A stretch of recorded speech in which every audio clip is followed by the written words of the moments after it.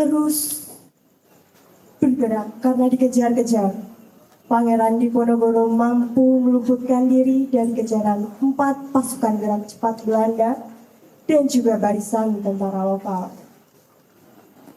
Berkelana di pegunungan, menembus hutan lebat yang masih terawan, bersembunyi di gua-gua, mencari bantuan di mana itu dimungkinkan di tengah hujan lebat dan angin kencang.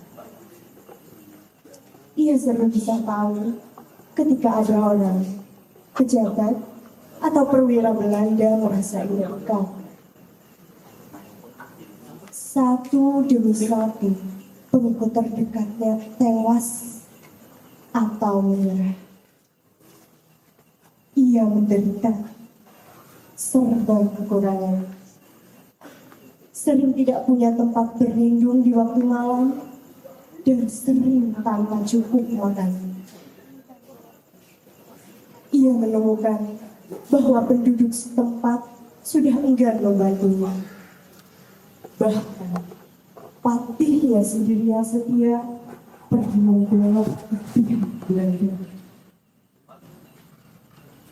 Sekalipun menderita luka di kakinya dan terkena sakit malaria yang membuat fisiknya sangat lemah, ia menanggung dengan tabah semua derita ini sampai 9 Februari 1830.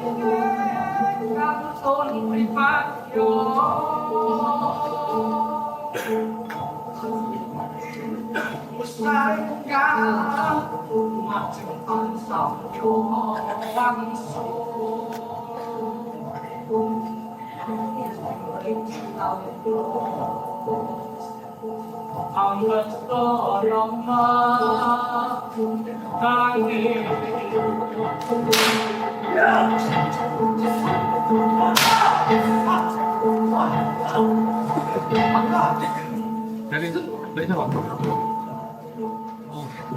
Di sini.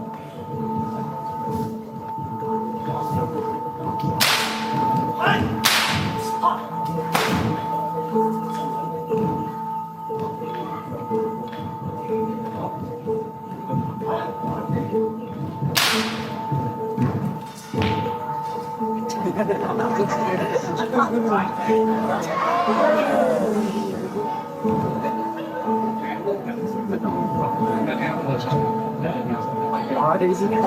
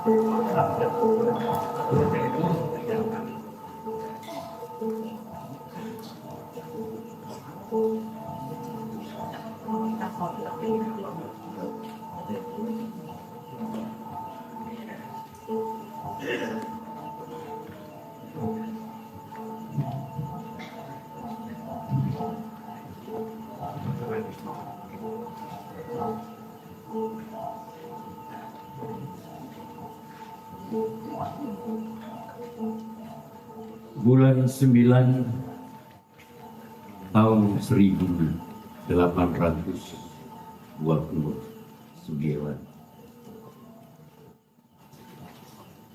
ada gelagat yang jelas. Perang Jawa sedang mendekati akhir. Tahun itu, bulan September, tanggal 17, berkecamuk pertempuran silih.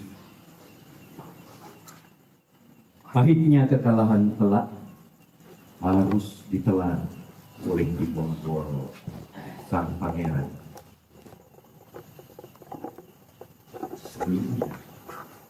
Di awal bulan, pamannya yang bernama Pangeran Prabu telah angkat, gugur dalam upaya mempertahankan peristirahatan sang pangeran.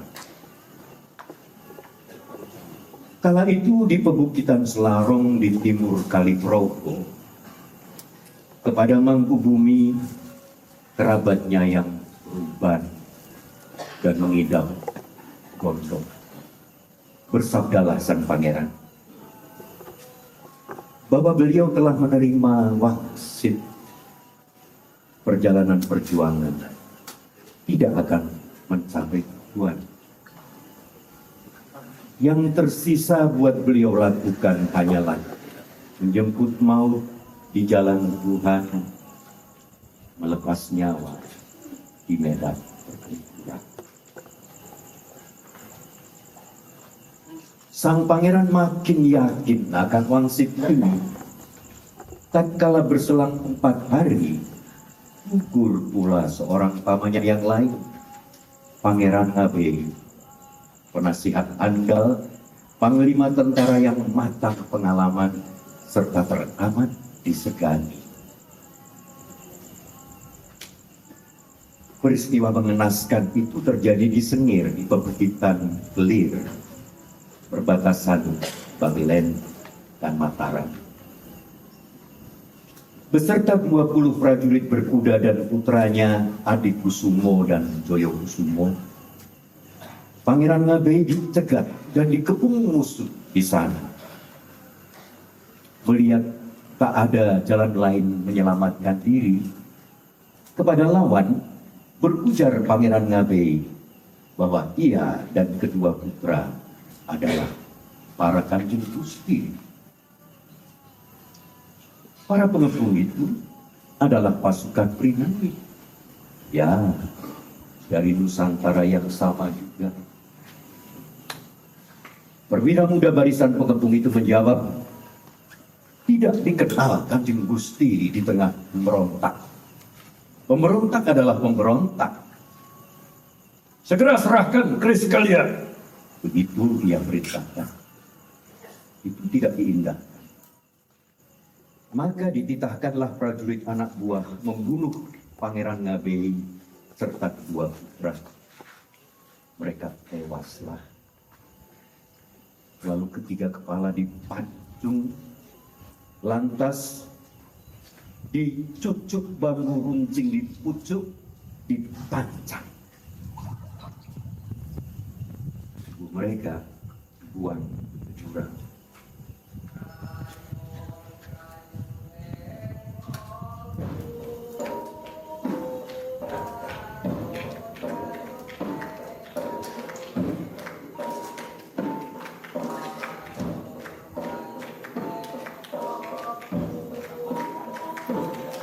Sekian waktu kemudian, setelah jati diri mereka dikenali, barulah kepala Pangeran Ngabei dan kedua putra dimakamkan secara Islami.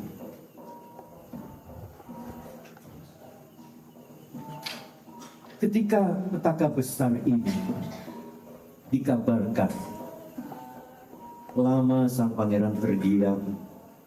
Air mata terburai dari netranya yang rasa terbakar. Lalu tercenung ia. Kemudian sendu tersadar betapa ia kini seorang diri di dunia. Segala yang terjadi dan bakal terjadi atas mereka yang masih tertinggal pun tak akan lagi beliau mampu pegang kendali.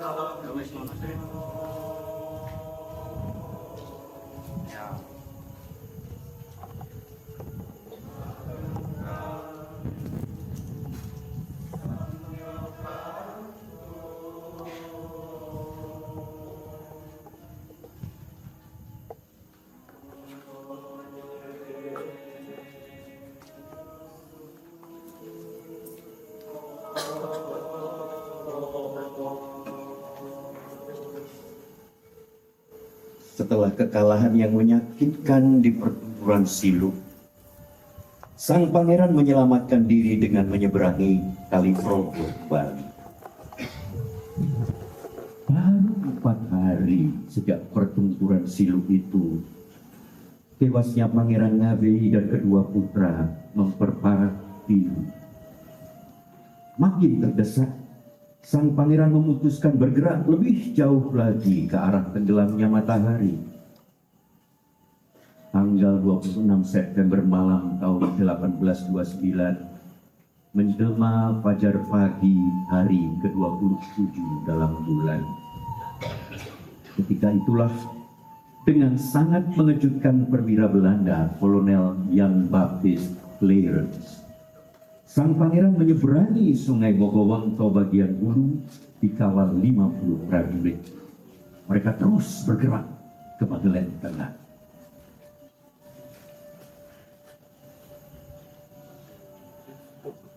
Antara tahun 1829 dan 1830 atau tahun terakhir Perang Jawa, ada pula 1-2 peristiwa menyangkut penduduk desa. Sebagian dari penduduk desa berbalik melawan dan menghabisi pejabat-pejabat jahat yang mendukung sang pangeran. Sementara itu, kebijakan para komandan benteng Belanda pun membawa pengaruh. Para komandan benteng itu agaknya mencoba mengambil hati warga desa. Pada orang-orang desa, mereka janjikan bajak, hewan penghela untuk membantu bekerja di sawah. Juga mereka kurangi besarnya pajak dan banyaknya kerja paksa. Mereka perbesar upah buruh harian di sekitar benteng-benteng Belanda dalam politik benteng stelsel mereka itu. Dengan itu, diharap petani dan keluarga mereka terdorong untuk tinggal menetap di sana, di benteng-benteng di sekitar benteng yang dikuasai oleh Belanda. Maka tidak terhindarkan lagi akibat semuanya ini. Pada akhir September 1829, pada tahun keempat peperangan, berakhir sudah perlawanan teratur terhadap Belanda di daerah-daerah persawahan subur Jawa Tengah Selatan. Ikatan saling percaya dan kerjasama antara tentara sang pangeran dengan rakyat rusak sudah. Padahal tanpa itu semua, mustahil gerilya akan berhasil.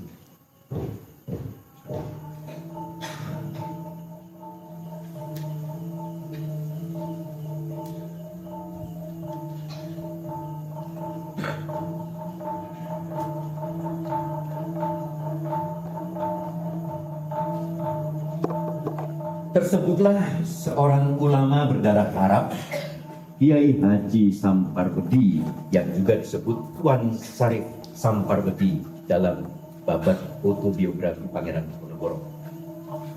Ketika diangkat menjadi pimpinan Barjulunga, yaitu pasukan kawal pribadi sang pangeran, Kiai Haji Samparwedi beroleh gelar Basah Hasan Munadi.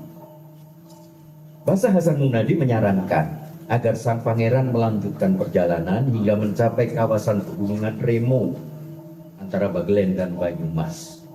Kabupaten Banyumas adalah kampung halaman keluarga Danureja. Di sana Basah Ngabdul Mahmud Bondokusumo, putra Pati Danurejo II yang terbunuh di Keraton Yogyakarta, adalah pendukung sang pangeran. Ia yang masih muda usia itu konon tetap bertahan dengan prajuritnya yang 300 orang. Sedangkan abangnya, Basah Ngabdul Kamil Mertonegoro, adalah seorang kepercayaan dan bahkan menantu sang pangeran. Selain itu, patih sang pangeran Raden Adipati Abdullah Danurejo, adik Danurejo II, mampu menggalang dukungan luas dari penduduk kabupaten itu. Lebih jauh lagi ke utara, di kawasan Ledok di Kedu Barat Laut dan daerah Karangkobar yang bertetangga, ada panglima lain bernama Basah Imam Musbah yang masih memelihara hubungan dengan sang pangeran. Oh, dia selalu mengganggu Belanda dari markasnya yang letaknya tinggi di Gunung Sindoro. Sementara itu, putra sang pangeran yang bergelar Pangeran Diponegoro kedua akan bergabung di sana bulan Desember pertengahan. Maka masuk akal jika Remo dijadikan persembunyian untuk memulihkan tenaga sang pangeran yang terkuras oleh demam malaria yang parah. Konon, Basah Hasan Munadi sudah panjang lebar bicara dengan sang pangeran sebelum mereka bergerak ke Remo. Dia bertanya kepada sang pangeran, apakah sang pangeran kira-kira akan menyerah kepada Belanda, pada gubernemen?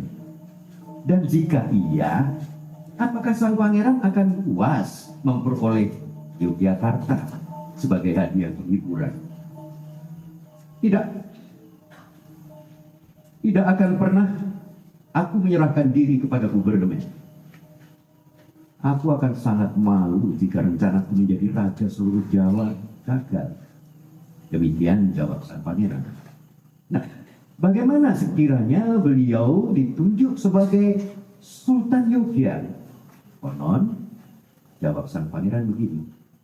Maka berarti aku hanya separuh berhasil menunaikan rencanaku dan semua pengorbanan kita sia-sia. Sedangkan mengenai orang-orang Eropa, sang pangeran berkata, mereka boleh tetap tinggal di Jawa, tapi hanya sebagai saudagar, dan itu pun hanya di kota-kota pelabuhan yang dikhususkan untuk keperluan itu. Di sana di pantai utara. Pemerintah daerah pedalaman di Jawa, pemerintahannya adalah untuk sang pangeran. Sang pangeran, Sunan dan Sultan berada di bawahnya. Itu semua seperti yang diceritakan oleh Basah Hasan Munadi.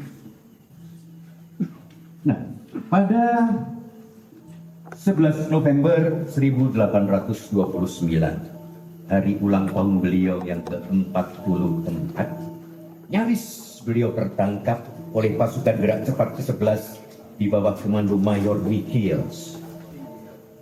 Peristiwa itu terjadi di wilayah Pegunungan Gowong sebelah barat Kedung. Sang pangeran terpaksa terjun ke jurang, bersembunyi di balik ketinggian rumput gelaga. Demikianlah ia lalu berhasil lolos dari pasukan Belanda dan pasukan Ternate.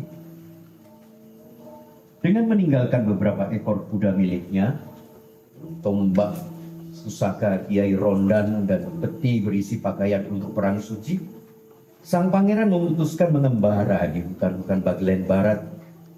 Hanya dua kawan mengiringkannya, yaitu Banteng Wareng dan Roto. Tentang tombak Kiai Rondan, sang pangeran percaya bahwa senjata keramat itu dapat memberinya isyarat jika akan timbul kesulitan dan bahaya. Hilangnya pusaka ini sangat berpengaruh terhadap sang pangeran yang menganggap itulah tanda dari Yang Maha Kuasa bahwa 3 panglimanya di Mataram berkhianat. 3 minggu penuh setelah sang pangeran nyaris tertangkap pasukan gerak cepat Belanda itu, tiada kabar yang pasti di kelam rimba mana beliau berada. Tapi ada satu hal yang patut diketahui. Tepat pada hari sang pangeran nyaris jatuh ke tangan musuh itu, Basah Kerto Pengalasan telah menyerah. Pecandu Madat yang penuh luka tempur ini pernah memimpin pertahanan sang pangeran di Pleret, kemudian menjadi salah satu panglima terkemuka di Bagelen. Ketika menyerang, ia lalu dibawa ke markas Kolonel Clarence di Gedung Kebo, yang sekarang kita kenal sebagai Purworejo. Pengalasan sangat ingin mengambil hati para petinggi tentara Belanda. Dia kepingin mendapat kedudukan dan gaji seperti yang diperoleh Suntok, orang yang membuatnya sangat iri hati. Maka Basah Kerto Pengalasan berjanji akan membuka upaya perundingan damai antara Belanda dan sang pangeran. Jadi ditulisnya lah surat kepada patih sang pangeran, yaitu Raden Adipati Abdullah Danurejo, yang waktu itu berada di Ketawang, Kabupaten Karanganyar, Bantulen, bersama sejumlah kerabat dekat dan pendukung Pangeran Diponegoro. Nah, waktu para bentara pembawa surat itu kembali ke perkemahan Clarence di Gunung Persogo, mereka melapor disambut baik oleh Patih Danurejo di Kecawan. Bahkan Danurejo kemudian minta gencatan senjata selama 4 hari. Tapi Jenderal Depok menolak permintaan ini. Tidak akan ada gencatan senjata sampai Diponegoro yang belum jelas rimbanya menulis surat sendiri yang menyatakan bersedia berunding. Itu tulis Depok. Nah, sementara sang pangeran belum juga ketahuan di mana gerangan, Basah Kerto Pengalasan terus memutar kepala, mencari akal, kemudian mengambil satu keputusan yang mengejutkan. Sebagai pengganti surat langsung dari sang pemimpin perang Jawa, Pengalasan berusaha menirukan beliau dengan menulis sepucuk surat untuk menggambarkan syarat-syarat dari Yang Mulia Sultan Jawa demi tercapainya penyelesaian damai. Dalam suratnya, Pengalasan antara lain menyatakan, dugaan saya kuat, jika Sultan tidak berhasil memperjuangkan tekadnya untuk meningkatkan agama Islam, ia lebih baik hilang dari dunia ini.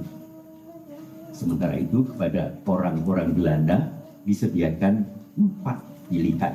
Pertama, jika mereka ingin tetap di Jawa sebagai serdadu sewaan orang Jawa, mereka akan diizinkan menyandang pangkat dan mendapat gaji asal. Mereka mau menjadi pedang agama, artinya mau dimanfaatkan membasmi berbagai pemberontakan dan kesesatan. Kedua, jika memang Belanda merasa di Jawa dan bersedia bergiat di bidang usaha swasta dan niaga, mereka akan diizinkan tinggal di kawasan yang khusus ditentukan untuk itu, di Pantai Park. Ketiga, jika mereka ingin kembali ke Nederland, maka kita akan tetap tinggal sebagai saudara satu terhadap yang lain. Namun isi surat itu akhirnya sampai juga pada bagian yang menyakitkan. Jika Belanda membutuhkan hasil produksi Jawa, yang mereka harus membayar dengan harga pasar yang pantas. Dan jika ingin mengolah sawah di Jawa, itu artinya mereka menyewa lahan. Maka tentu perlu membayar sewa yang pantas pula. Terakhir, jika orang Belanda mau memeluk agama yang benar dan menjadi Muslim, maka kehidupan dan kedudukan mereka tentu akan menjadi lebih baik. Pengalasan mengisyaratkan Diponegoro akan mengambil alih lahan-lahan untuk keperluannya, baik dari Yogyakarta maupun Surakarta. Singkat kata, surat Basah Kerto Pengalasan begitu rinci, terkesan begitu tepat mencerminkan pemikiran sang pangeran. Maka Belanda mulai menduga, dialah ini orang yang dipilih oleh sang pangeran untuk membuka perundingan dengan mereka. Tapi ternyata mereka keliru. Memang Pengalasan disukai oleh sang pangeran dan tampaknya sedikit banyak punya pengaruh beliau. Tapi dia bukan utusan yang dipilih oleh Pangeran Diponegoro. Dan apa yang ditulisnya adalah buat pikiran Pengalasan sendiri. Yang berhasil dilakukan oleh Pengalasan dengan suratnya itu ialah menyampaikan dengan baik banyak persoalan yang memang nantinya diajukan oleh sang pangeran dalam pembicaraan di Magelang ini. Tapi bagaimana sebenarnya sikap Belanda mengenai perundingan? Kini ketika perang sedang mencapai tahap akhir dan Belanda berada di atas angin. Oh, jawabannya ternyata tidak perlu ditunggu terlalu lama. 29 Desember, Jenderal de Kock memberikan kekuasaan penuh kepada Kolonel Clarence untuk berunding dengan sang pangeran melalui patihnya Danurejo. Tapi sekaligus de Kock juga memerintahkan Clarence untuk memastikan bahwa daerah persembunyian sang pangeran dikepung. Siapa tahu perundingan gagal. Kerto Pemengalasan kembali memainkan peran di sini. Tanggal 26 Desember, dia mengirim surat yang meyakinkan Patih Danurejo bahwa tidak ada bahaya yang mengancam Diponegoro begitu perundingan dimulai. Sebenarnya dia tidak berhak menyampaikan jaminan semacam itu.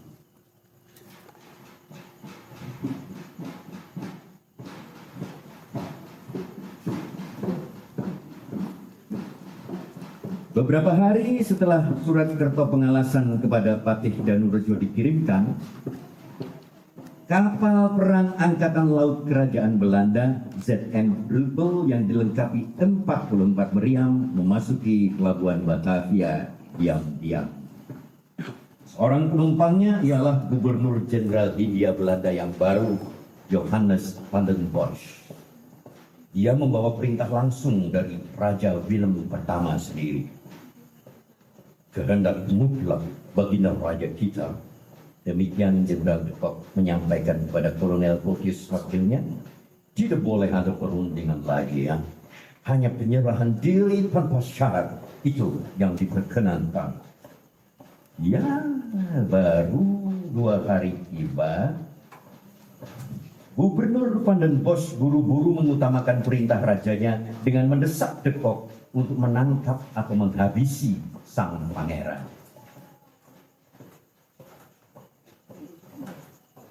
Jangan melakukan perundingan apapun dengan dia.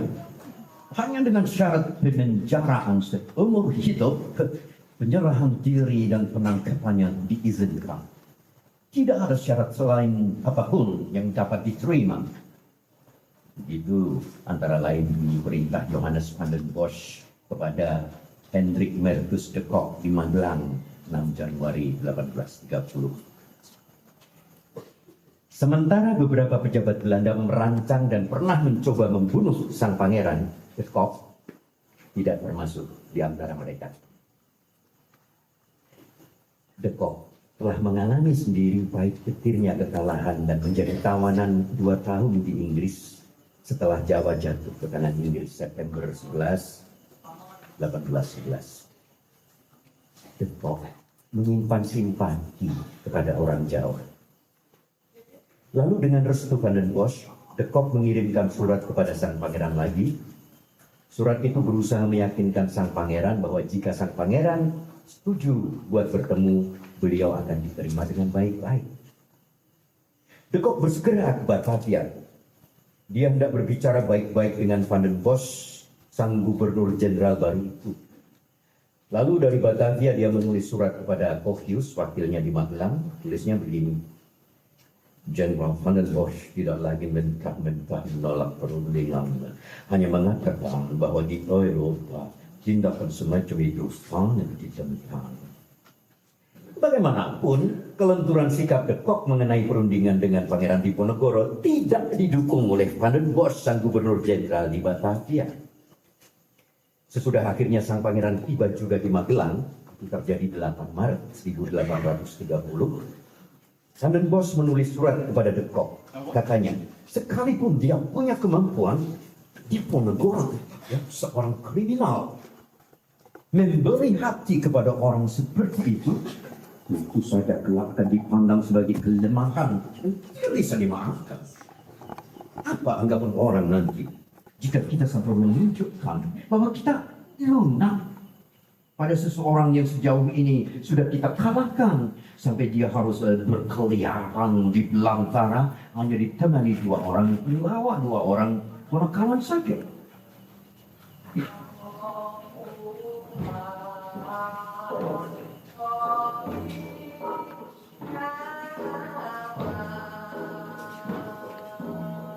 Jauh di bagian barat, Kolonel Clarence bertugas meyakinkan perantara sang pangeran bahwa yang terbaik buat kepentingan junjungan mereka ialah bertemu De Kock dan membuka pembicaraan damai. Membujuk sang pangeran untuk bertemu Panglima Tinggi Belanda itu tidak begitu sulit, tapi persoalannya apa yang dapat dijadikan umpan untuk memancing sang pangeran masuk ke dalam perundingan penting selanjutnya. Sang pangeran sendiri menyediakan hampir 1/10 isi babat yang beliau tulis di Manado untuk memaparkan seluk-beluk rangkaian perundingan damai itu. Dipaparkan di sana perkembangan sejak diterimanya surat-surat yang awal dari Clarence dan De Kock hingga ke akhir kisah penangkapannya di sini, di Magelang, di Wisma Residen ini, tanggal 28 Maret 1830. Pada mulanya sang pangeran bahkan tidak sudi menerima surat Kolonel Clarence itu, sampai saatnya dia diyakinkan oleh nasihat agamanya Kiai Melangi. Dijelaskan oleh Kiai Melangi begini: di zaman Rasul, jika sepucuk surat sudah sampai, maka surat itu dikaji untuk memastikan apakah isinya baik atau buruk. Kemudian dijawab. Sang pangeran yang tampaknya lebih percaya pada para penasihatnya yang ulama ketimbang pada patihnya, tentu saja terkesan dengan pengetahuan sang kiai tentang kebiasaan Rasul. Segera saja Kiai Melangi ia titahkan untuk turun ke Kecawang, menyusul kembali Danurejo yang membawa surat-surat yang semula tidak mau diterima oleh sang pangeran. Tapi begitu tiba di bekas markas Patih Danurejo, Kiai Melangi jatuh sakit. Sedangkan Patih sendiri mencoba sembunyi bersama 5 pengikutnya di sebuah gubuk jauh di tengah rimba rawa Tambak Boyo. Patih sudah memutuskan untuk segera menyerahkan diri kepada Kolonel Clarence di Anjer. Maka lewatlah waktu berminggu-minggu dengan sia-sia.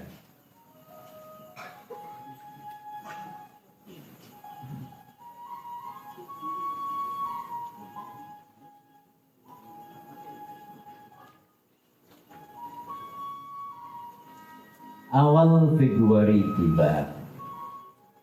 Dalam babat yang diubahnya, sang pangeran melukiskan betapa ia menyadari bahwa rasanya sudah kehendak yang maha kuasa bahwa ia harus memanggul derita dan menanggung malu di dunia.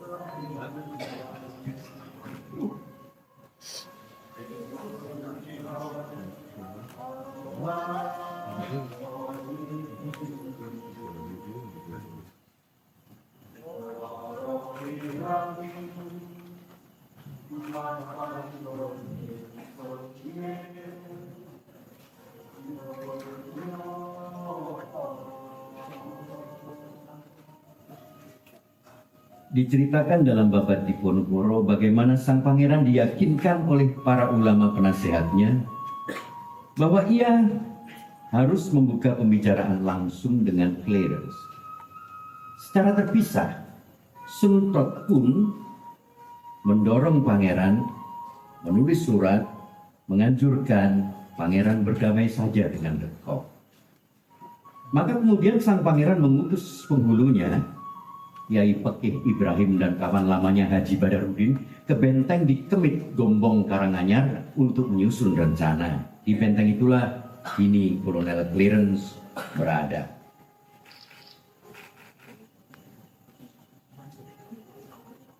Perwira Belanda itu diundang untuk menemui sang pangeran di Remokama.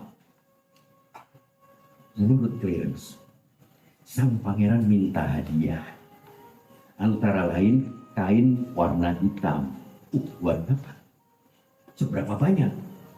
Yang mencukupi untuk 400 prajurit berkuda.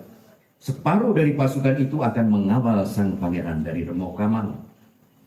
Ya, ketika sang pangeran turun dari Sampang ke Remokama pertengahan Februari 1830, beliau didampingi sekitar 200 prajurit berkuda yang terutama bersenjatakan tombak.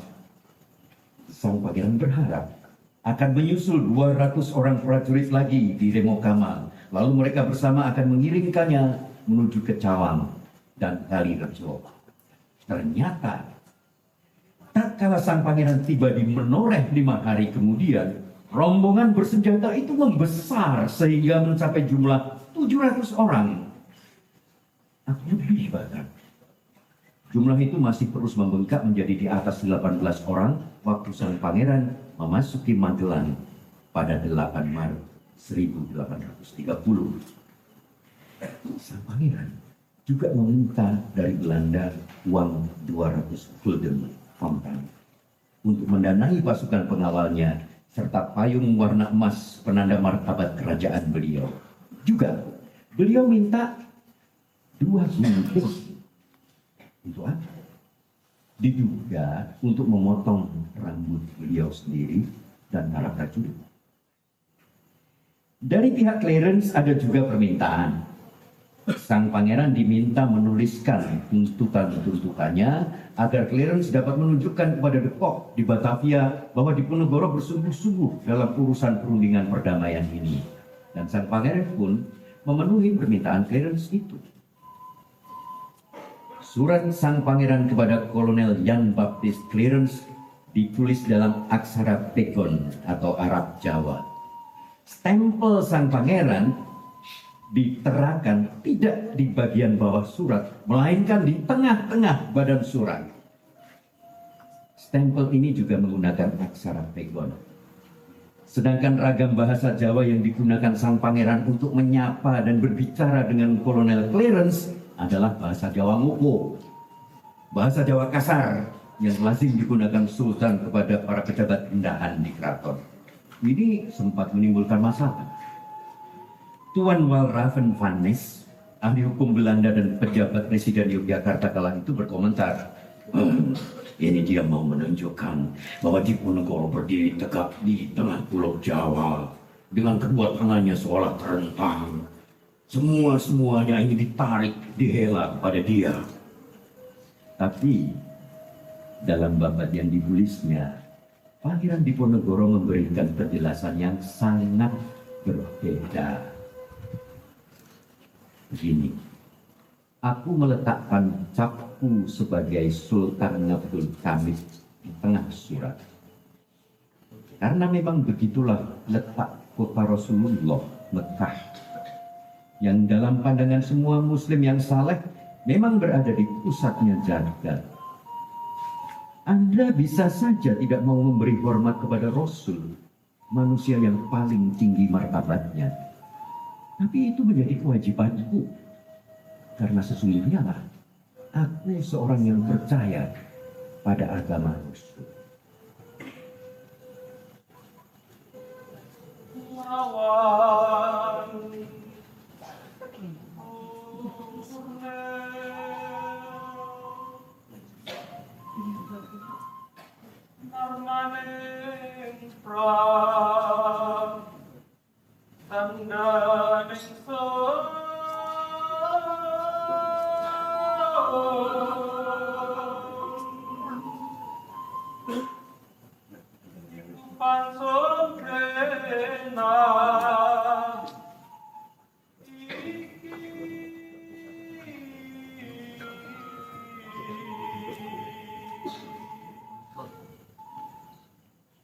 Neng tempat tulisan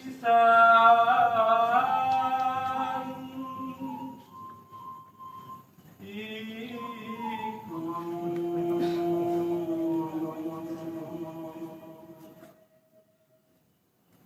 Sapio kanjeng Nabi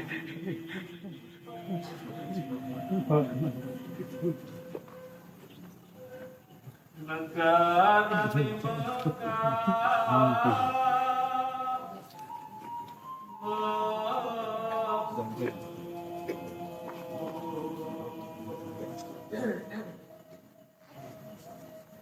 Mekah itu satengah cacat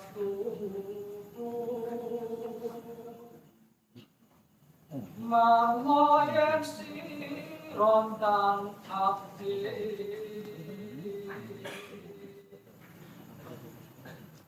Dia kalau mati iku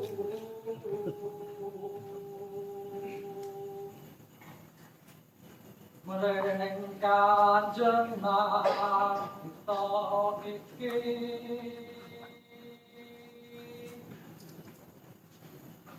Muhammad sang sultan ayu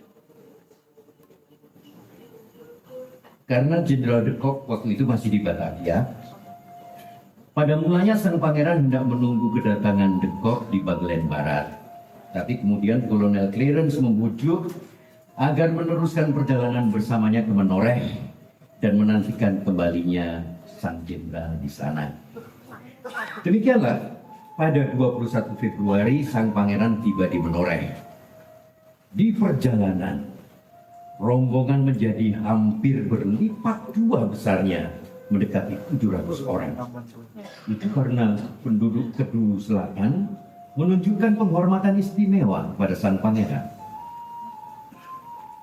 Banyak penduduk setempat di daerah pegunungan keheranan, bagaimana bisa begitu cepat sang pangeran berubah sikap. Sebagian meragukan kenyataan yang mereka saksikan dengan mata kepala sendiri. Memang betul inikah sang pemimpin perang Jawa itu, sang pangeran kita, sekarang berada di tengah kita?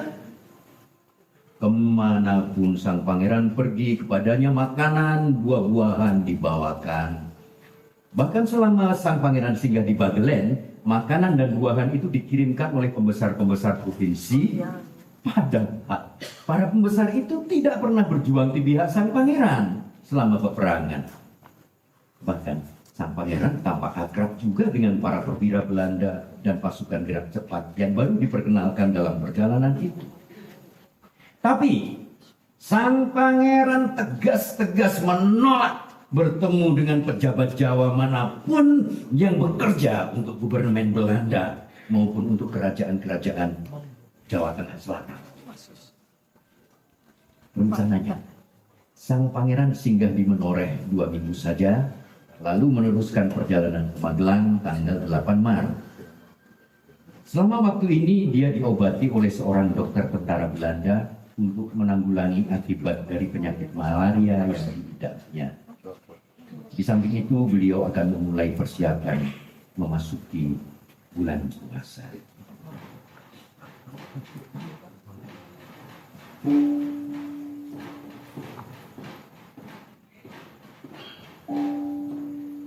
Jenderal de Kock kembali dari Batavia awal Maret. Setibanya, segera ia perintahkan Clarence membawa sang pangeran dan rombongan untuk menemuinya di markas besar di Kedu. Sang pangeran setuju segera berangkat. Tapi begitu akan memulai perjalanan, ia minta kembali ke Menoreh. Katanya begini, Kolonel Clarence, tidak ada gunanya aku ke Magelang. Karena yang dapat dilakukan sekarang hanya kunjungan ramah tamah kepada de Kock. Selama bulan puasa, tidak mungkin dilakukan pembicaraan yang sungguh-sungguh. Jadi, semua perundingan harus menunggu sampai setelah tanggal 27 Maret. Tapi akhirnya dicapailah kompromi. Sang pangeran tetap akan menemui de Kock namun hanya untuk kunjungan ramah tamah. Setelah kunjungan ramah tamah itu, pangeran akan menjalankan puasa bersama rombongannya di perkemahan yang khusus disiapkan di Magelang, di kawasan tepian Kali Progo yang di daerah ini dikenal sebagai Letesik, sebelah barat laut Wisma Residen ini. Seluruh persiapan selesai pada tanggal 7 Maret. Besoknya sekitar tengah hari, sang pangeran dengan para panglimanya yang masih muda dan rombongan pendukungnya yang sudah membengkak menjadi sekitar 800 orang memasuki kota. Jumlah itu jauh lebih besar ketimbang yang dibayangkan oleh Kolonel Clarence akan mendampingi sang pangeran dari Menoreh. Kolonel Clarence hanya memperkirakan 50 orang saja. Banyak dari mereka yang mengiringkan sang pangeran itu adalah mantan prajurit dan anggota resimen kawal pangeran yang bergabung selama pangeran dalam perjalanan melalui Bagelen dan Kedu Selatan. Mereka kebanyakan bersenjata tombak dan sekarang mengenakan sorban serta jubah hitam.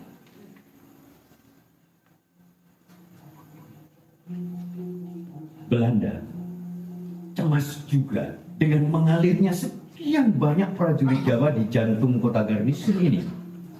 Apalagi jumlah mereka masih bertambah nanti bila Pangeran Diponegoro II dan Imam Musbah tiba dari markas mereka di Gunung Sindoro, Kedu Utara. Mereka Belanda mungkin harus menghadapi pertempuran jika nanti pemimpin perang Jawa itu terpaksa ditangkap dengan kekuatan militer. Maka, untuk berjaga-jaga, regu perintis berupa 2 pasukan gerak cepat Belanda yang pernah bertugas di Bagelen dan Kulon Progo dikerahkan ke Magelang. Mereka melengkapi pasukan yang sudah ada di markas besar tentara Belanda ini.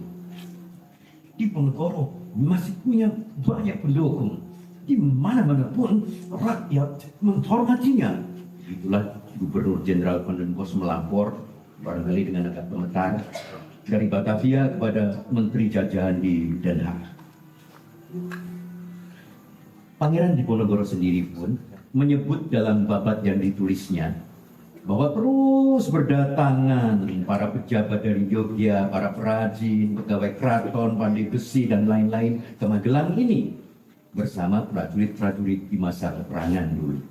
Berdatangan dari Pajar, dari Kedu, dari Bagelen. Mereka menawarkan pelayanan kepada sang pangeran.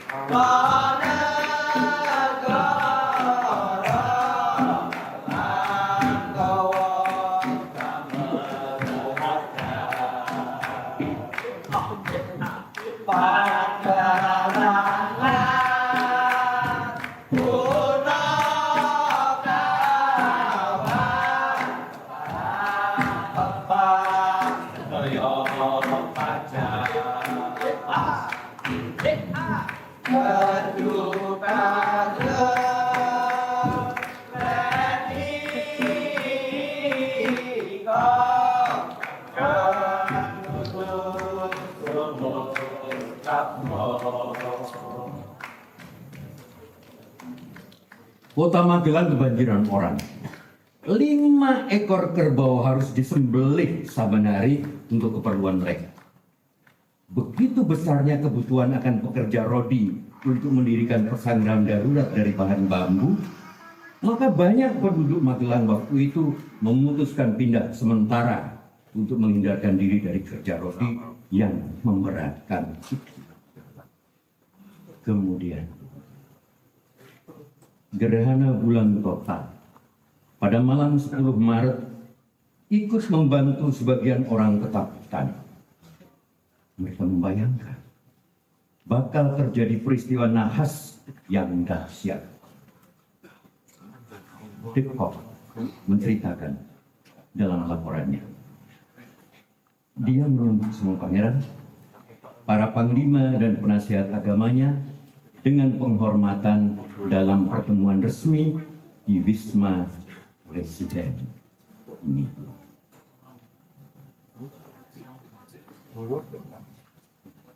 Hadir di sana seluruh staf De Kock dan pejabat senior Belanda. Jenderal De Kock membuka pertemuan singkat itu dengan mengatakan bahwa dengan sikap hormat terhadap cara berpikir yang berbeda dan ketentuan kepercayaan agama lain, sang pangeran tidak akan diganggu selama bulan puasa. Tapi setelah itu, sambung De Kock, masalah-masalah yang ada di antara kita berdua, saya harap dapat diselesaikan secepatnya. Lalu tambahnya, sekarang setelah bermusuhan selama 5 tahun, saya percaya bahwa persahabatan kita akan bertahan jauh lebih lama dari itu. Karena pemerintah Belanda adil dan lapang dada. Sang pangeran masih duduk beberapa menit berbicara dengan sikap bersahabat kepada para perwira dan pejabat sipil Belanda yang hadir. Setelah itu, sang pangeran menuju penginapan yang sudah disiapkan di Battersea. Selama sang pangeran tinggal di penginapan Battersea, agaknya De Kock sempat 3 kali bertemu sang pangeran. Menurut kesaksian sang pangeran, suasana ketiga pertemuan ini menyenangkan dan santai. Keduanya bertukar canda, merasa senang berjumpa. Bahwa keduanya masih berkabung karena ditinggalkan istri masing-masing yang mereka kasihi, telah membuat sang pangeran dan De Kock merasa istimewa dekat. Istri sang pangeran, Raden Ayu Maguretno yang berjuluk Ratu Kedaton, wafat tanggal 20 November 1827. Sedangkan istri De Kock, Louise Frederike Wilhelmine Gertrud Baroness von Bilfingen, wafat di Magelang karena penyakit disentri tanggal 28 November 1828. Tapi sementara hubungan baik ini sedang terbentuk, De Kock menjadi sadar bahwa sang pangeran tidak akan pernah menyerahkan diri tanpa syarat kepada gubernur. Tumenggung Mangkusumo yang ditanam Presiden Kedu itu dalam rombongan sang pangeran melaporkan bahwa sang pangeran bersikukuh menuntut pengakuan sebagai sultan atas bagian selatan Jawa. Laporan dari seorang pejabat senior menegaskan sang pangeran menghendaki tidak kurang dari kedudukan sebagai raja, pemelihara, dan penata agama di seluruh tanah Jawa. Ratu Pantobomo mengening tanah Jawa. De Kock menyadari tuntutan-tuntutan seperti itu, meski belum dipenuhi oleh gubernemen pun, sudah akan merusak dan mengacaukan kedudukan raja-raja Jawa Tengah Selatan yang ada. Maka De Kock memutuskan mengambil tindakan tegas setelah bulan puasa tuntas. 2 hari menjelang akhir bulan puasa, tanggalnya 25 Maret, Tuan Residen De Kock memberikan perintah rahasia kepada 2 perwira infanteri senior, Letkol Louis Duperon dan Mayor A.P. Michiels, yang membawahi pasukan cukup besar di Magelang. Isi perintahnya, bila Pangeran Diponegoro datang, yang diperlukan sudah harus dilaksanakan untuk menjamin penangkapan atas sang pangeran. Tentara harus tetap siaga di tangsi-tangsi mereka. Kuda-kuda kavaleri sudah harus dipasang pelana. Begitu perintah pertama dikeluarkan, semua anggota tentara harus sudah langsung berkumpul dengan senjata lengkap. Pada hari kedatangan Pangeran Diponegoro di Wisma Residen ini, 28 Maret 1830, pintu gerbangnya di sana, itu. Di sana. Pengawalan reguler di sini diperkuat 2 kali lipat. Kebetulan hari itu hari Minggu, seperti hari ini.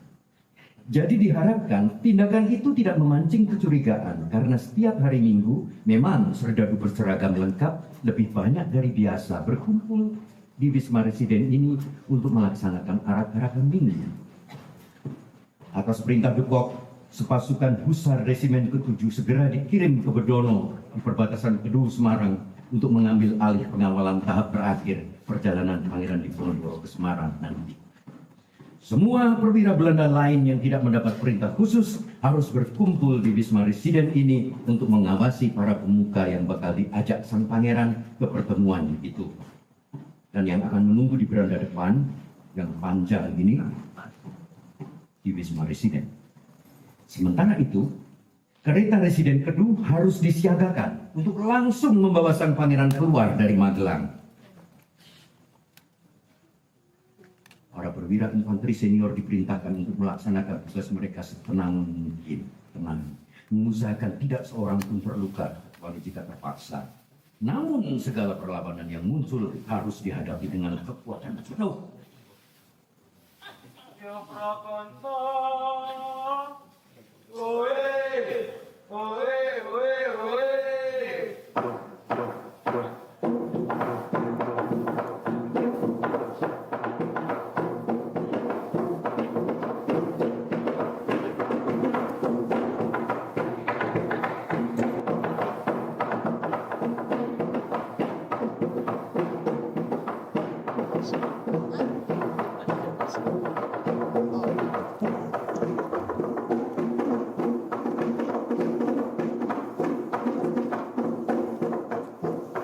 Dalam babat yang ditulisnya, sang pangeran mengisyaratkan seolah beliau tidak sepenuhnya sadar akan segala persiapan Belanda ini. Apakah itu mungkin? Bukankah sang pangeran konon menguasai ilmu firasat sehingga dapat membaca watak dan maksud orang dari air mukanya? Memang, dalam autobiografinya, sang pangeran melukiskan bagaimana ia berangkat ke Wisma Residen tanpa curiga. Dia bahkan tidak merasa perlu mengenakan pakaian kebesaran. Para pengiring pun tidak ada yang menyandang lambang-lambang jabatan.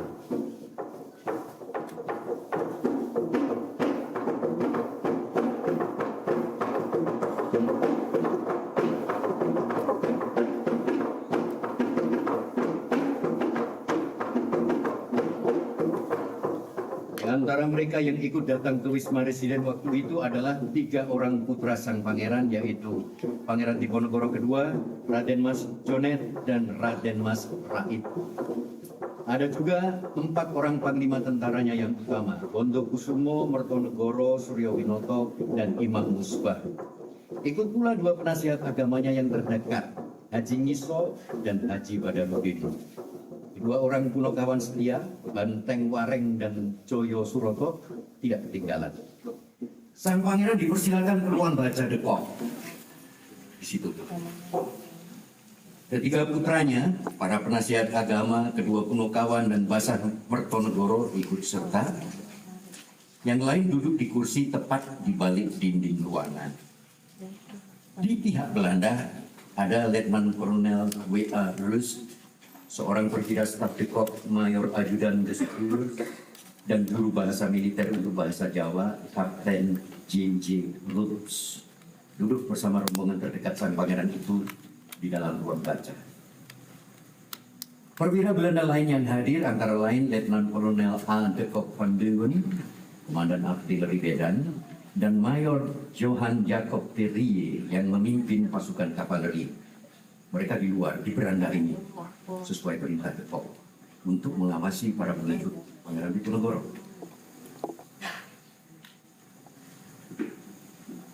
Mereka menyibukkan para pengikut pangeran itu dengan obrolan ramah tamah. Nah, dalam waktu inilah sebenarnya perwira yang memimpin pasukan di Wisma Residen, Letnan Kolonel Duperon, sudah berangkat melaksanakan perintah de Kok. Jumlah orang bersenjata di sekitar Wisma Residen ini waktu itu tidak sampai menimbulkan kecurigaan di antara rombongan sang pangeran. Sang pangeran malahan mengamati bahwa semua orang dalam kelompoknya benar-benar merasa santai karena de Kok bersikap tidak berbeda dari biasa. Begini yang tertulis dalam Babad Diponegoro dalam tembang Mas Tumambang.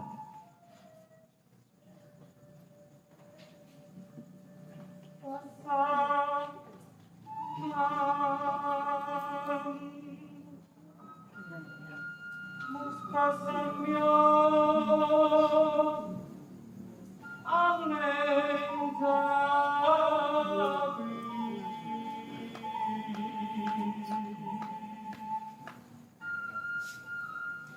Langkang Pracibatya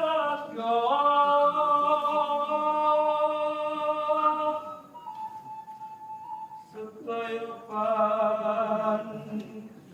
Bukan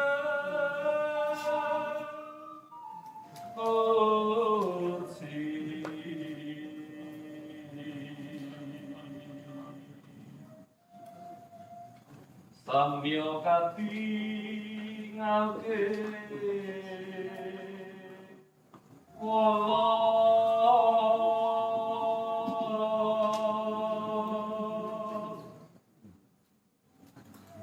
Mamo ika sedaya kang tiasmani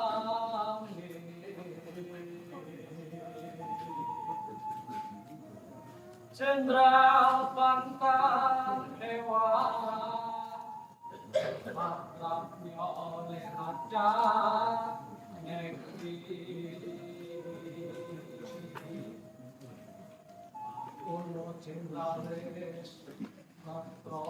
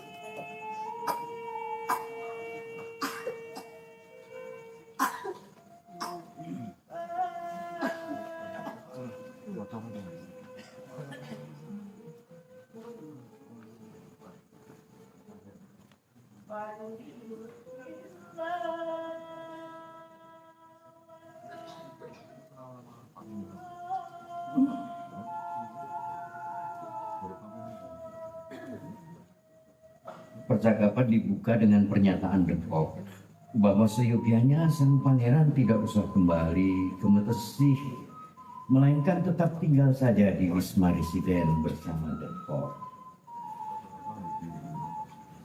Nalendra mengkono ngandika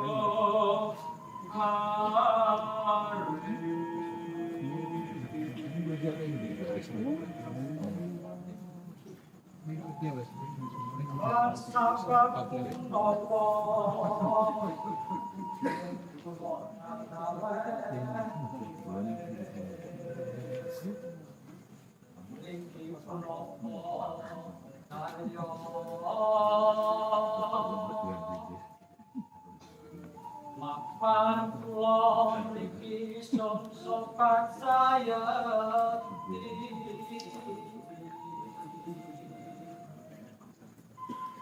Mringkang padipatyo Adapyo Jawa puniki Ampun sampun bakto poso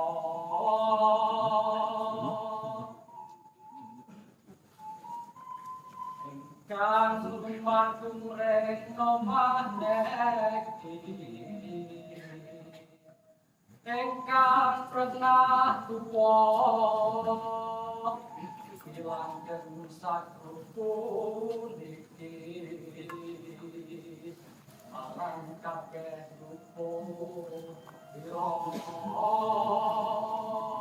Jadi terhadap ujar dekok, sang pangeran menjawab, mengapa saya tidak boleh pulang, Jenderal? Yang saya lakukan ini adalah sebagai sobat sejati berkunjung sebentar. Sudah kebiasaan di Jawa. Pada waktu selesai puasa, yang muda mendatangi rumah yang dituakan untuk menghapus semua kesalahan. Adalah yang tua, Jenderal. Jadi adat yang sama berlaku juga. Dekok menyahut, alasan saya menahan Anda adalah saya ingin semua persoalan diselesaikan hari ini juga. Kagetlah sang pangeran. Lalu dikatakannya bahwa sebenarnya tidak terpikir olehnya akan adanya persoalan. Kemudian Falk menjelaskan bahwa selama Pangeran Diponegoro di Magelang, segala yang dipikirkan jenderal dan perwiranya tidak lain tidak bukan ialah permasalahan antara sang pangeran dan Belanda yang harus diselesaikan. Panglima tentara Pangeran Diponegoro, namanya Mertonegoro, menyela berkata bahwa urusan politik berada jauh dari perhatian Pangeran Diponegoro saat itu. Harus dicari hari lain jika ingin membicarakannya. Tidak bisa. Begitu saudaraku. Itu tidak bisa diterima. Entah dia suka, entah dia tidak suka. Saya ingin semuanya diselesaikan sekarang.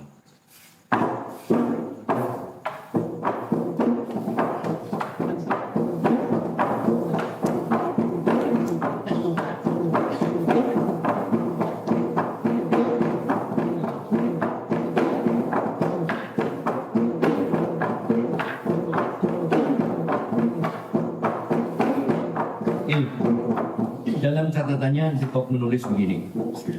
Saya katakan kepadanya bahwa saya bertanggung jawab kepada Gubernur Jenderal Van den Bosch. Dan saya akan disalahkan jika tidak secepatnya menyelesaikan semua masalah penting. Karena biaya perang meningkat terus. Dan masa pemulangan tentara Belanda dan pembantu tentara yang pribumi sudah hampir lewat. Yang Diponegoro menjawab, ia tidak bisa membicarakan masalah apapun dengan saya malam ini karena dia tidak punya persiapan untuk itu. Dia minta saya membiarkan dia pulang untuk merenungkan segalanya dan akan memberitahu saya kapan dia mau datang berbicara lagi dengan saya. Saya katakan padanya untuk kedua kali, segala urusan harus diselesaikan sekarang. Diponegoro menjawab, selama bulan puasa ia sama sekali tidak memikirkan soal politik. Saya jawab, saya hampir tidak memikirkan hal lain dan bahwa kesejahteraan tentara saya dan masyarakat Jawa lah yang membuat saya berpikir terus menerus tentang bagaimana perang ini bisa secepatnya diakhiri.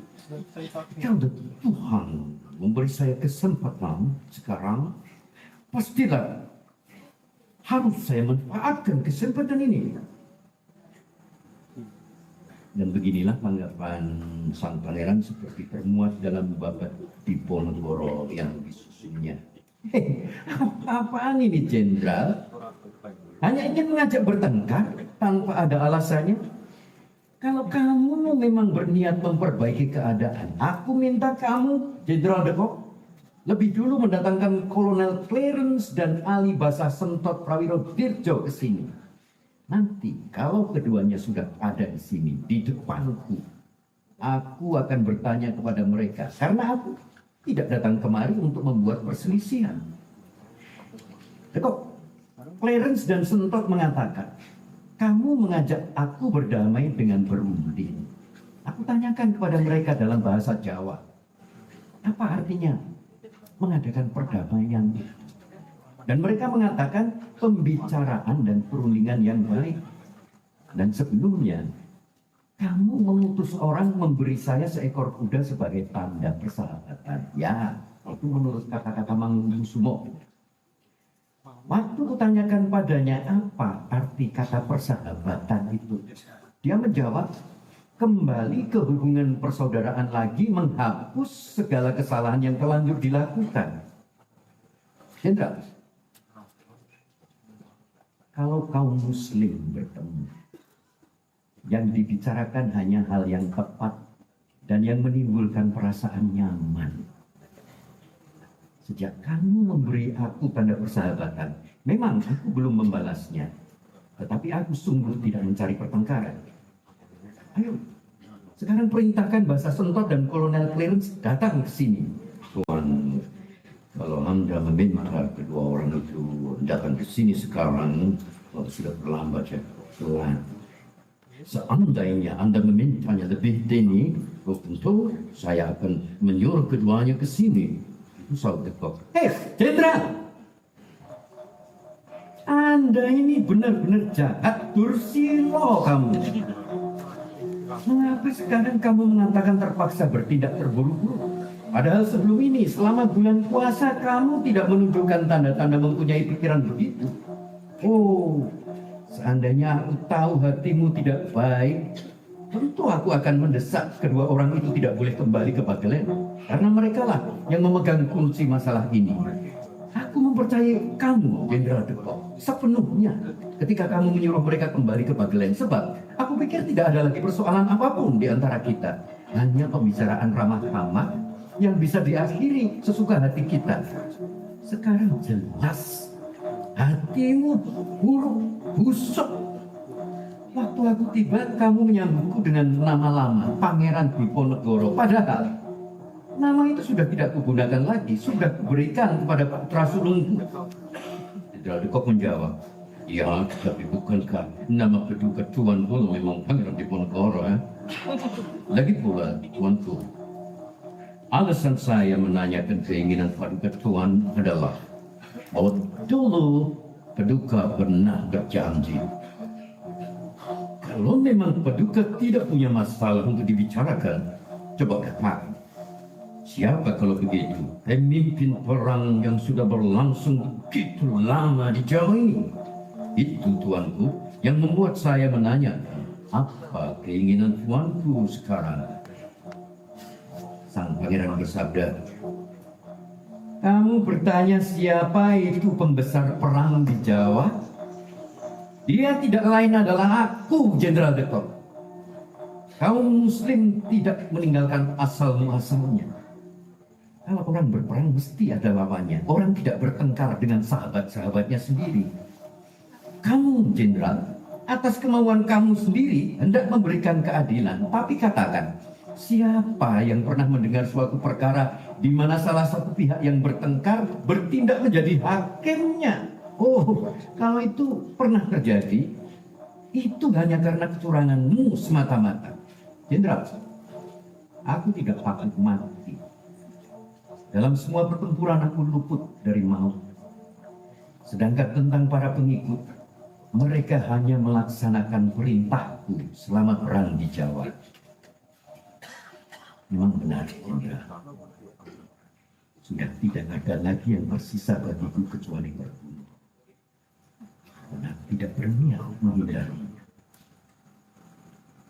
Tapi bila mana aku mati, kembalikan jenazahku ke Jimatan Imogiri agar bisa bersama dengan istri. Dekok tertunduk malu. Lalu percakapan dan perbantahan sampailah pada suatu titik ketika sang pangeran mengatakan bahwa ia tidak mau kurang dari menjadi kepala agama Islam di Jawa dan tetap menyandang gelar Sultan. Segera setelah mendengar ini, De Kock memerintahkan perwira stafnya Kolonel Rus keluar dan menyuruh Letnan Kolonel Duperron menggerakkan pasukan dari tangsi-tangsi di Magelang menuju Wisma Residen. Pasukan kawal keresidenan didatangkan ke beranda depan ke tempat para pengikut sang pangeran duduk, dan penangkapan sang pangeran berlangsung hanya beberapa menit kemudian.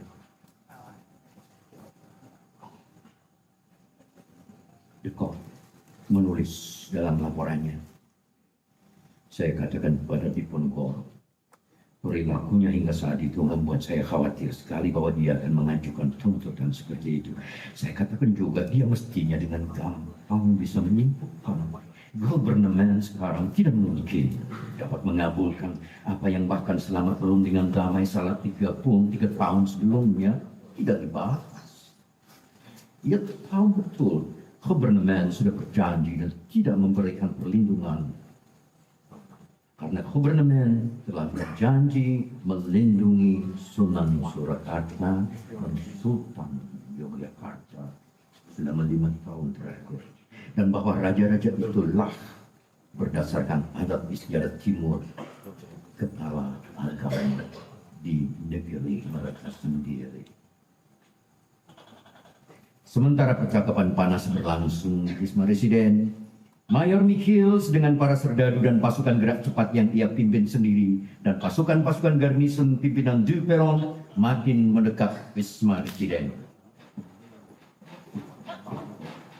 Michiels kemudian langsung menuju perkemahan sang pangeran di Metesik bersama beberapa pemimpin Jawa setempat untuk melucuti senjata pendukung sang pangeran yang sedang berolahraga pagi. Berkat keterampilan berunding Haji Ngiso, pelucutan berlangsung damai.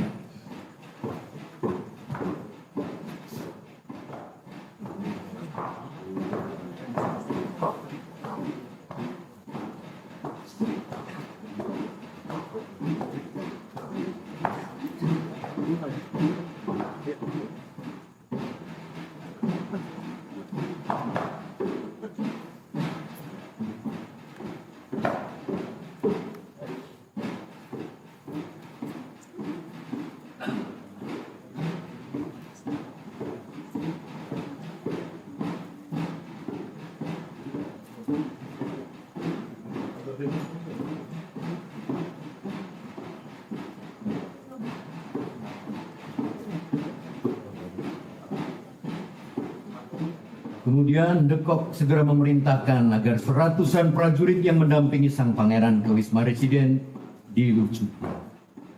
Para komandan mereka yang duduk-duduk di serambi depan juga diminta menyerahkan keris mereka. Dalam catatan De Kock tertulis pula, sesudah itu Diponegoro berbicara lagi dengan para pemuka bawahannya dan mengambil secangkir teh. Ketika saya melihat sudah hampir pukul 10 dan dia harus pergi, saya perintahkan kereta residen disiapkan. Saya tugas Mayor Ajudan de Stuurs dan Kapten Rooks membawa tawanan itu pada hari pertama ke Ungaran dan besoknya ke Semarang. Lalu dari sana berangkat dengan kapal uap pertama ke Batavia. Dan tepat pukul 10, sang pengganggu perdamaian Jawa yang sudah dilucuti kebesarannya itu dibawa pergi sebagai tawanan. Lega, puji Tuhan, semuanya selesai sudah. Setelah kepergian Diponegoro, semua orang menunjukkan kegembiraan mereka yang berkobar. Ya, kegembiraan yang berkobar memang tampak di para semuka mereka yang telah berjuang di pihak Belanda. Seorang dari mereka adalah calon bupati pasca perang untuk Purworejo di Bagelen, yaitu Raden Tumenggung Cokrojoyo. Menurut laporan clearance, si calon bupati ini berkata, ini kabar baik. Sekarang perang telah usai. Oh, sungguh sudah selesai, Mang.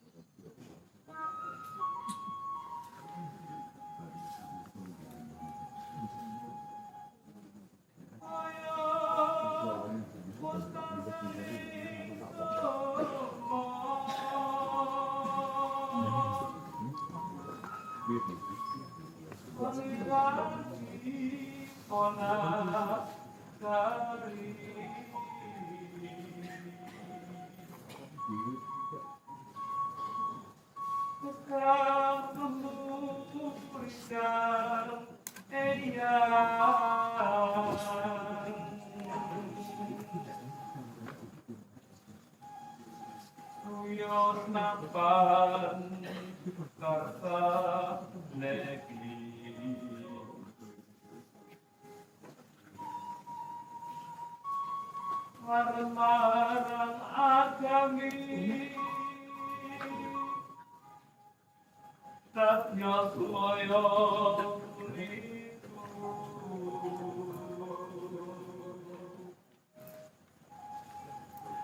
Langkang eyang jengkokan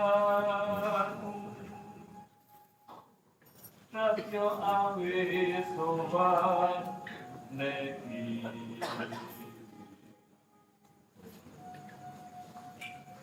Mungkar punika kang mesti ana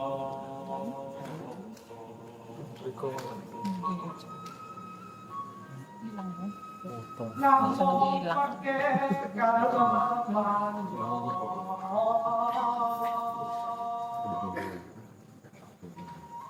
Wow engka dewa pai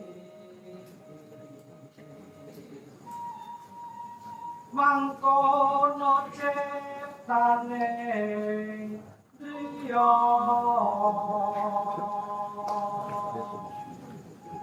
Sing siang kalawan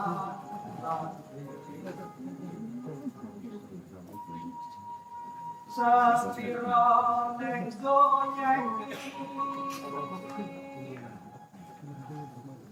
Tapyo kalning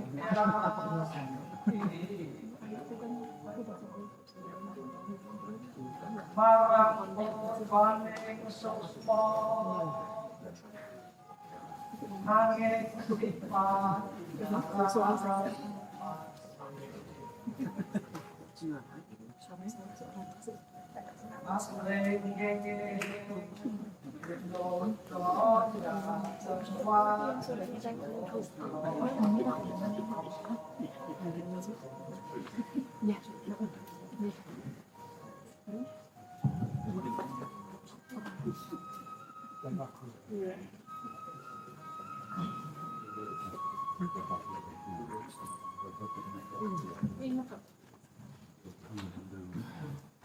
Dengan hormat saya memohon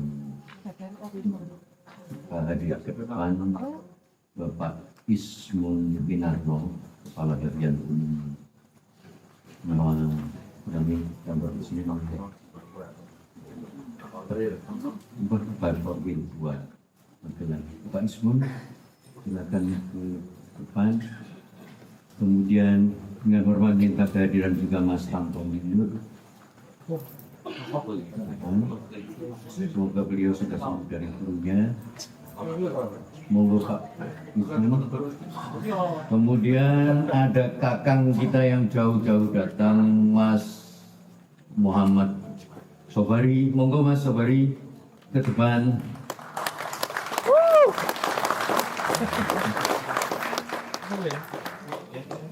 Waduh, secara heroik beliau tiba di sini dengan Mas Sobari dengan Pak Presiden Komunitas 5 Gunung, Mas Tanto Mendut. Jadi Mas Tanto bukan residen, melainkan presiden. Ya.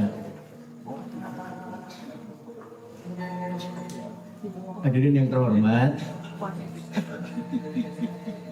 dari sini Bapak Ismun, Mas Sobari, Mas Tanto akan mendahului kita, tidak kemana-mana, mendahului kita ke ruang di sebelah yang sudah menjadi Museum Diponegoro. Bapak Ismun, saya minta membuka pintunya sebagai tuan rumah, kemudian silakan para hadirin bikin masuk ke sana. Tapi masih saya mohon satu orang lagi wakil dari keluarga keturunan Pangeran Diponegoro. Monggo kita berikan tepuk tangan dan hormat untuk beliau.